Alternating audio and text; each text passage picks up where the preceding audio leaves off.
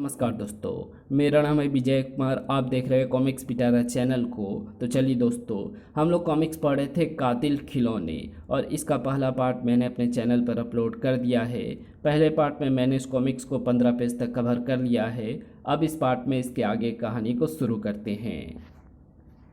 दुश्मनी सिर्फ ये है कि तुम बहुत धनवान हो और मैं बहुत गरीब। मुझे रुपयों की ज़रूरत है, तो तुमने रुपयों के लिए मेरा अपहरण किया है। हाँ, हमने तुम्हारी जान की कीमत 1 करोड़ रुपए लगाई है, जो तुम आसानी से दे सकते हो। 1 करोड़? तुम्हारा दिमाग तो ठीक है। बिल्कुल ठीक है।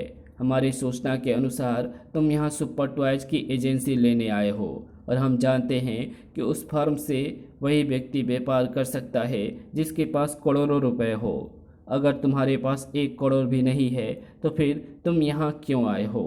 उसकी बात सुनकर अमर चौंका। ओह, तो ये लोग ब्लैकमेलर नहीं हैं, बल्कि मुझसे ये जानना चाहते हैं कि मैं यहाँ क्यों आया हूँ। क्या इन्हें सुपर टॉयज के मालिकों ने भेजा है? क्या सोच रहे हो तुम? अगर तुम सचमुच करोड़पति हो तो हमें 1 करोड़ रुपए देकर अपनी जान बचा सकते हो। हाँ, मैं करोड़पति हूँ, लेकिन 1 करोड़ रुपए मैं जेब में लेकर तो घूम नहीं सकता। मुझे इंडिया से रुपए मंगाना होगा। अगर तुम यहाँ एजेंसी लेने आए हो तो कुछ रुपया अवश्य साथ लाए होगे। हमें केवल वही रुपया दे दो। मैं बहुत बड़ी रकम साथ लेकर नहीं आया हूँ। नहीं लाए हो तो फिर तुम यहाँ से जीवित नहीं जा पाओगे। इसका अर्थ है कि तुम व्यापारी नहीं हो। सच बताओ, कौन हो तुम? मैं बताता हूँ ये कौन है। अकबर, ये यहाँ कैसे पहुँच गया? मगर जैक्सन ने ज़बरदस्त फुर्ती का सबूत दिया। आह! जैक्सन और उसके साथी ने अकबर से भिड़ने की कोशिश नहीं की। वो दोनों तेजी से बाहर भागे। अकबर संभल कर उनके पीछे भागा, लेकिन वो अपनी गाड़ी में बैठकर फरार हो गए। वापस कमरे में आकर उसने अमर के बंधन खोले। भाग गए साले, मगर तुम यहाँ कैसे पहुँचे? मैंने रात ही फैसला कर लिया था कि दूर रहकर आपकी निगरानी करूँगा। होटल से मैंने एक कार किराए पर ले ली थी। मेरे सामने ही इन गुंडों ने आपको पकड़कर अपनी कार में बिठाया था। कुछ देर बाद वो गाड़ी में वापस शहर जा रहे थे। अब मुझे संदेह हो रहा है कि सुपर टॉयज के मालिक कुछ गड़बड़ कर रहे हैं। ऐसा लगता है कि ये गुंडे उन्होंने ही भेजे थे, और वो ये जानना चाहते थे कि मैं सचमुच करोड़पति व्यापारी हूँ या कुछ और हूँ। फिर अब आपका क्या इरादा है? फिलहाल तो मेरा प्रोग्राम वही है। कल मैं उनकी फैक्ट्री देखने जाऊँगा। मैं ये भी देखना चाहता हूँ कि आज की घटना के बाद वो लोग मुझसे कैसा व्यवहार करते हैं। उसकी बात सुनकर अकबर का चेहरा गंभीर हो गया। अगले दिन अमर मूसा मिखाइल के साथ सुपर टाउन स्थित उनकी फैक्ट्री देखने गया। हमारी फैक्ट्री 100 एकड़ ज़मीन पर फैली हुई है। कार फैक्ट्री के भीतर प्रविष्ट हुई। हर एक शेड में अलग अलग पुर्जे बनाने वाली मशीनें लगी हुई हैं। इमारत के सामने पहुंचकर वो गाड़ी से उतरे। हमारे 2 पार्टनर मिस्टर किल्लाई और मिस्टर समाइल तो यहाँ नहीं हैं, लेकिन हमारे चौथे पार्टनर डॉक्टर लार्की अपने ऑफिस में होंगे। फैक्ट्री इंचार्ज वही है, और वही आपको खिलौने दिखाएंगे तथा उसके विषय में विस्तार से बताएंगे। मुझे डॉक्टर लास्की से मिलकर खुशी होगी। डॉक्टर लॉस्की भी अधेड़ उम्र का व्यक्ति था। Welcome mister Trilokanath. Thanks doctor, मैं आपके सुपर खिलौने देखने के लिए बेचैन हूँ। तो चलिए पहले आपकी बेचैनी दूर कर देते हैं, फिर आराम से बैठकर बातें होगी। चलिए। डॉक्टर लॉस्की और मूसा मिखाइल उसे लेकर एक विशाल हॉल में आए। आप इस जगह को आप हमारा शोरूम कह सकते हैं। प्रशंसा योग्य है। डॉक्टर लॉस्की ने एक अलमारी से खिलौना सिपाही निकाला। सबसे पहले आप इस फौजी का कमाल देखिए। ये सब खिलौने रिमोट कंट्रोल से काम करते हैं। इसका कंट्रोल इस वक्त मेरे हाथ में है। अब मैं इसे स्टार्ट करता हूँ। ये अपनी स्टेन गन से आप पर गोलियां चलाएगा। आप गोलियों से बचने की कोशिश कीजिएगा और घबराइएगा बिल्कुल नहीं। स्टेन गन से निकलने वाली गोलियां रबड़ की है। आपको चोट बिल्कुल नहीं लगेगी। और लॉस्की ने एक बटन दबाया। ठस ठस। ओह गॉड, अमर गोलियों से बचने के लिए इधर उधर हटने लगा। ठस ठस। फिर डॉक्टर ने स्विच ऑफ कर दिया। ये खिलौना सचमुच प्रशंसा के योग्य है। हमने इससे भी अच्छे खिलौने बनाए हैं। अब आप इस फाइटर एयरक्राफ्ट के करतब देखिए। क्या यह सचमुच उड़ेगा? लॉस्की ने एक बटन दबाया। Oh no! अमर आश्चर्यचकित सा उसे देख रहा था। ये खिलौने सचमुच अद्भुत हैं। ओह गॉड! ये तो कलाबाजियाँ भी खा रहा है। फिर उस खिलौने जहाज ने एक और अद्भुत प्रदर्शन किया। ओह, रबड़ के बम गिरा रहा है। लॉस्की ने स्विच ऑफ कर दिया। मेरे पास आपकी प्रशंसा योग्य शब्द नहीं है डॉक्टर लॉस्की। अब लॉस्की एक अलमारी से खिलौना मिसाइल निकाल कर लाया। इस मिसाइल का कमाल देखने के लिए आपको बाहर खुले मैदान में चलना होगा। वो इमारत से बाहर खुले मैदान में आए। डॉक्टर लॉस्की ने अपने मिसाइल को मैदान के दूसरे सिरे पर ले जाकर रख दिया। ये मिसाइल भी जहाज की तरह ही उड़ता होगा। जी नहीं, ये अमेरिका और रूस के इंटरकॉन्टिनेंटल बैलिस्टिक मिसाइलों के सिद्धांत पर बनाए गए हैं। जिस निशाने पर इनको गिराना होता है, कंप्यूटर के द्वारा उस निशाने की दिशा और कोण बनाकर लॉन्चर पर इनको रख दिया जाता है और फिर ये अपने टारगेट को शूट करते हैं। डॉक्टर ने मिसाइल का रुख हमारी ओर रखा है। क्या ये हमें टारगेट बनाएगा? देखते जाइए। डॉक्टर मिसाइल उड़ने का इशारा कर रहे हैं। फिर लॉस्की ने बटन दबाने पर जूम, वह आकाश में काफ़ी ऊंचा गया, फिर पलटा और उनकी ओर तेजी से आया। बिल्कुल उनके सिरों पर आकर मिसाइल की नोक पर लगी बॉल अलग हुई और फट गई। उससे निकले रंगीन कागज उन पर बरसने लगे। फटाक। फिर मिसाइल घुमा और वापस अपने पैर पर जाकर उतर गया। कुछ देर बाद डॉक्टर लॉस्की के ऑफिस में। आपके खिलौने बच्चों की दुनिया में इनकलाब ले आएंगे डॉक्टर। मैं आपके आविष्कार की दाद देता हूँ। थैंक्स, मगर हमारे ये खिलौने बहुत महंगे हैं। आम धनवान व्यक्ति भी अपने बच्चों के लिए इनको मुश्किल से खरीद पाएगा। लेकिन हर एक देश की शिक्षा संस्थाएं इनको ज़रूर खरीदेगी। इनके द्वारा बच्चों को मॉडर्न टेक्नोलॉजी की शिक्षा दी जा सकती है। अगर सच पूछा जाए तो आप लोगों ने ये खिलौने बनाकर आज के बच्चों पर बड़ा उपकार किया है। प्रशंसा के लिए धन्यवाद। चलिए अब आपको फैक्ट्री दिखाते हैं। डॉक्टर लॉस्की पहले उसे उसी इमारत के एक बड़े हॉल में लेकर आया जहाँ बहुत सी मशीनों पर काम चल रहा था। यहाँ पुर्जों का फाइनल टच दिया जाता है। अमर का मस्तिष्क इस वक्त कुछ और ही सोच रहा था। यहाँ मुझे कोई भी बात अजीब नहीं लगती। लगता है शार्लो को ज़रूर कोई गलतफहमी हुई थी, वरना इस फैक्ट्री में तो बच्चों की भलाई के लिए काम हो रहा है। अचानक बिजली चली गई। ओह लाइट! सारी मशीनें बंद हो गई। तुरंत ही इमरजेंसी लाइटें ऑन हो गई, लेकिन मशीनें बंद रहीं। बिजली चली गई, लेकिन 2 मिनट में ही हमारे जनरेटर काम करने लगेंगे और लाइट आ जाएगी। क्या यहाँ आपके निजी जनरेटर काम करते हैं? केवल इमरजेंसी में, वरना सरकारी बिजली घर से ही यहाँ बिजली लाई गई है। 2 मिनट बाद ही या तो लाइट आ गई थी या फिर जनरेटर स्टार्ट हो गए थे, क्योंकि मशीनें चालू हो गई थीं। 2 घंटे तक फैक्ट्री घूमने के बाद अमर मूसा मिखाइल के साथ वापस जा रहा था। जनरल यादव को रिपोर्ट देनी होगी कि उनका संदेह गलत है। सुपर टॉयज में कोई गड़बड़ी नहीं है। वैसे तो अमर संतुष्ट था, लेकिन उसके मस्तिष्क में कोई ऐसी अदृश्य बात खटिक रही थी जिसे वो समझ नहीं रहा था। कोई बात है ज़रूर जिसे मैंने महसूस किया है, मगर समझ नहीं पा रहा हूँ। शायद मैं कोई गलती कर रहा हूँ। मूसा मिखाइल ने उसे होटल के सामने कार से उतारा। ओके मिस्टर त्यागी, अब आप अच्छी तरह सोच समझकर हमें परसों तक बता दीजिए कि हमारी शर्तों पर एजेंसी लेने को तैयार हैं या नहीं।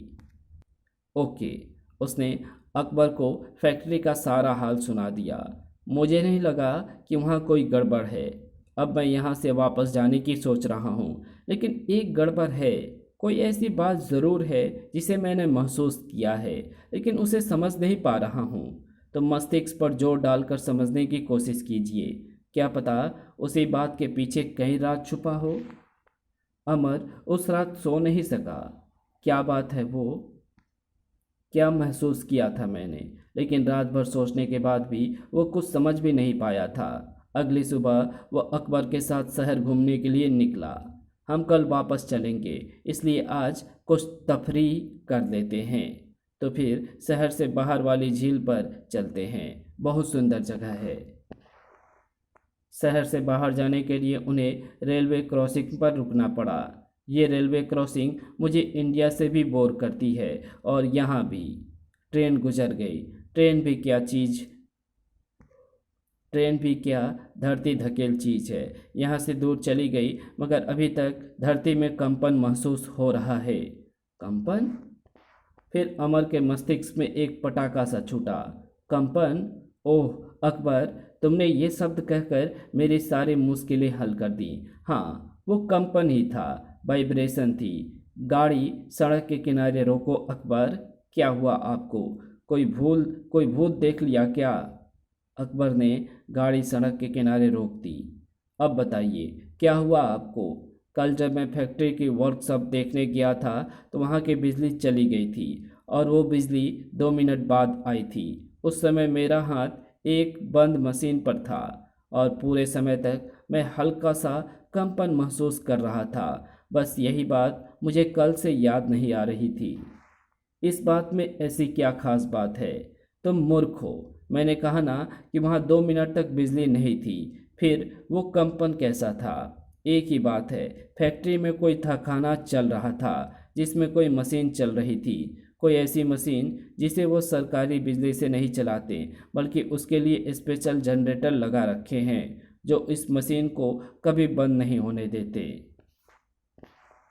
इसका अर्थ तो ये हुआ कि उस मशीन पर वो कोई महत्वपूर्ण या गैर कानूनी काम करते हैं, और उस मशीन का किसी को पता ना चल सके, इसलिए वो उस पर सरकारी बिजली भी खर्च नहीं करते।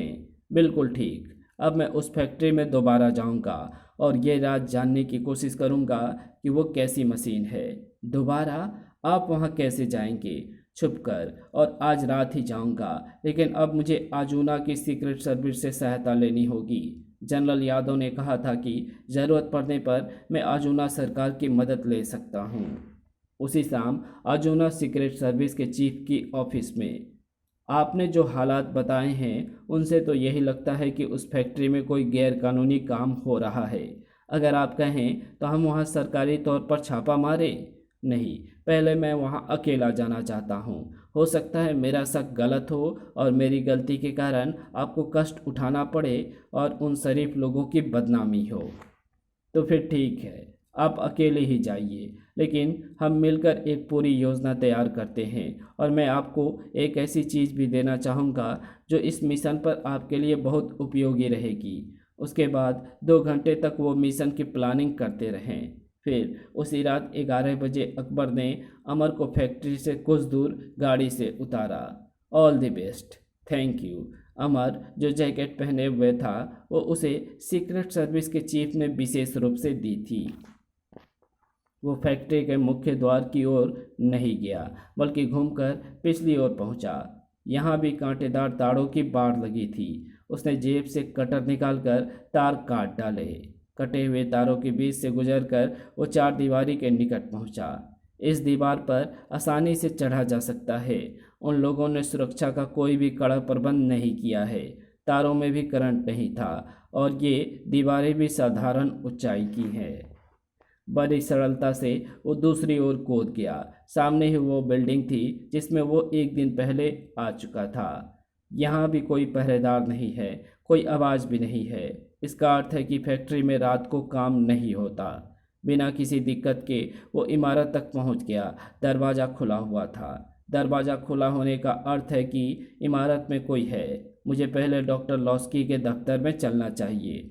तहखाने का रास्ता उसके दफ्तर में ही होना चाहिए। डॉक्टर इमारत की अधिकांश लाइटें बुझी हुई थी। कॉरिडोर अंधेरे और सुनसान पड़े थे।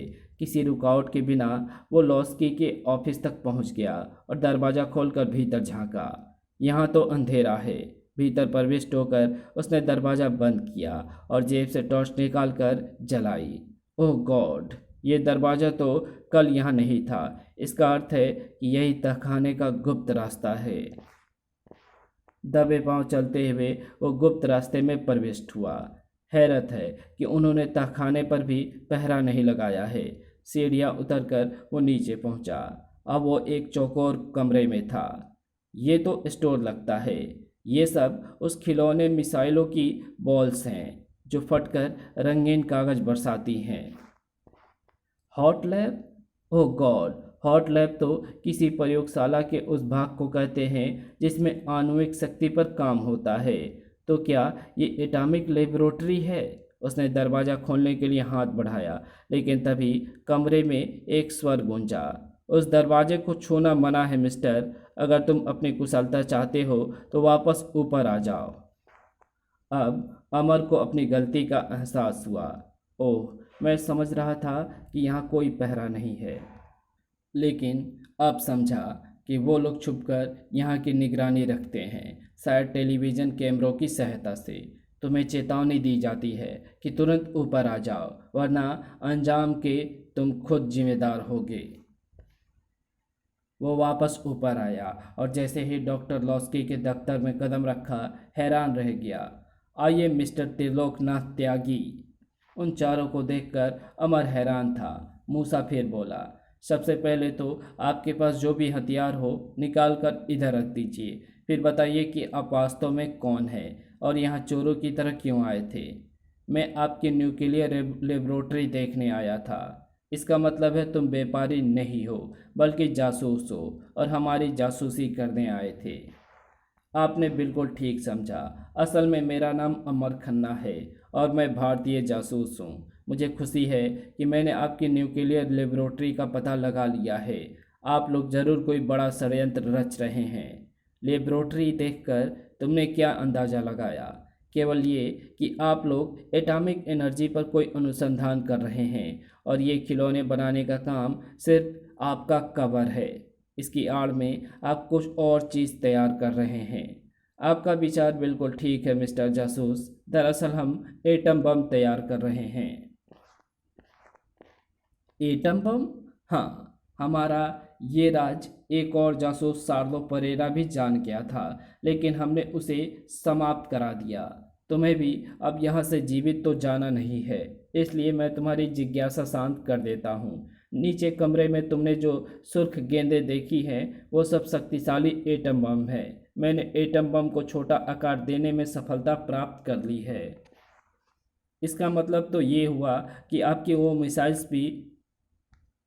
ठीक समझा तुमने। हमारी वो मिसाइल्स इन एटम बमों को गिराने के काम आएगी।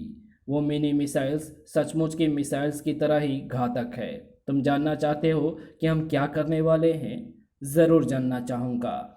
तो सुनो, हम हर देश में अपने एजेंट बना रहे हैं और हर देश की सत्ता संभालने के लिए अपना एक साथी नियुक्त कर रहे हैं। हर देश में हमने ऐसी बिल्डिंगें खरीद ली है जिन पर ये खिलौना मिसाइलें लगाई जाएंगी। हर मिसाइल का रुख किसी फौजी ठिकाने की तरफ होगा। हर छावनी, हर शहर में हमारे खिलौने का शोरूम होगा और उस शोरूम में एटम बम वाले मिसाइल्स अपने लॉन्चरों पर इसी तरह रखी होंगी कि रिमोट कंट्रोल का बटन दबते ही वो उड़कर फौजी ठिकानों पर जाकर गिरे। एक ही दिन, एक ही समय पर वो मिसाइल्स छोड़ी जाएंगी। दुनिया के हर देश के फौजी तबाह कर दी जाएगी। हर देश की सरकार परेशान हो जाएगी। जनता समझेगी कि एटमी जंग छिड़ गई है और वही समय होगा जब हर देश में हमारा संगठन सक्रिय हो उठेगा। हर देश में माफिया किस्म के संगठन हमारे लिए काम कर रहे हैं। वो संगठन अपने अपने देश की सत्ता पर अधिकार कर लेंगे और फिर सारी दुनिया पर हमारी और सिर्फ हमारी हुकूमत होगी। हम पूरी दुनिया के डिटेक्टर होंगे। ओह माय गॉड, क्या भयंकर साजिश है। ये चारों व्यक्ति इंसान नहीं, यमदूत हैं। मौत बांटने की तैयारी कर रहे हैं। कुछ क्षण सोचकर अमर बोला, आप लोग अपना यह सपना कब तक साकार कर लेंगे? अभी कुछ तैयारियां शेष हैं। लगभग 2 वर्ष का समय अभी लगेगा, लेकिन 2 वर्ष तक आप जीवित नहीं रहेंगे। मुझे अपना प्लान बताकर आपने अपनी मौत के सर्टिफिकेट पर हस्ताक्षर कर दिए हैं। मैं यहाँ अकेला नहीं आया हूँ। अर्जुना के सीक्रेट सर्विस और फौज के जवानों ने आपकी इस पूरी फैक्ट्री को चारों तरफ से घेरा हुआ है। और आप मुझे जो जैकेट पहने देख रहे हैं, इसके एक बटन में बहुत ही शक्तिशाली माइक्रोफोन छुपा हुआ है, जिसके जरिए हमारी सारी बातचीत एक फौजी ट्रक में रखे टेप रिकॉर्डर पर रिकॉर्ड हो रही है और फौजी अफसर उसे सुन भी रहे हैं। तुम झूठ बोल रहे हो। ऑल राइट, मैं अपने साथियों से कहता हूँ कि आपकी फैक्ट्री के कंपाउंड में एक छोटा बम फेंके ताकि आपको मेरी बात का यकीन आ जाए। उसकी बात समाप्त होते ही बाहर एक धमाका हुआ। धड़ाम। ओह गॉड, ये तो सच कह रहा है। मूसा मिखाइल का ध्यान हटते ही अमर ने उस पर छलांग लगा दी। आह, रोको इसे। अमर मूसा से पिस्तौल छीनने में सफल हो गया था। अगले पल, तुम चारों को जिंदा नहीं रहना चाहिए। अगर तुम किसी तरह कानून से बच निकले तो फिर कोई दूसरा षड्यंत्र रच सकते हो, इसलिए मैं तुम्हें समाप्त कर डालूंगा। नहीं। लेकिन अमर को उन शैतानों पर दया नहीं आई और धाए धाए धाए धाए 4 गोलियां चली और चारों यमदूत समाप्त हो गए। फैक्ट्री के बाहर छुपी हुई फौज तुरंत फैक्ट्री में घुस गई। कुछ ही देर में पूरी फैक्ट्री पर फौज का अधिकार हो गया। और इसी के साथ ये कहानी यहीं समाप्त हो गई। तो आपको ये वीडियो कैसी लगी? अगर आपको ये वीडियो अच्छी लगी हो तो इस वीडियो को लाइक शेयर कमेंट ज़रूर कर देना। चैनल पर नए हो तो चैनल को सब्सक्राइब कर ऑल नोटिफिकेशन को सिलेक्ट ज़रूर कर देना। तो मिलते हैं आपसे किसी और नई वीडियो में, तब तक के लिए बाय।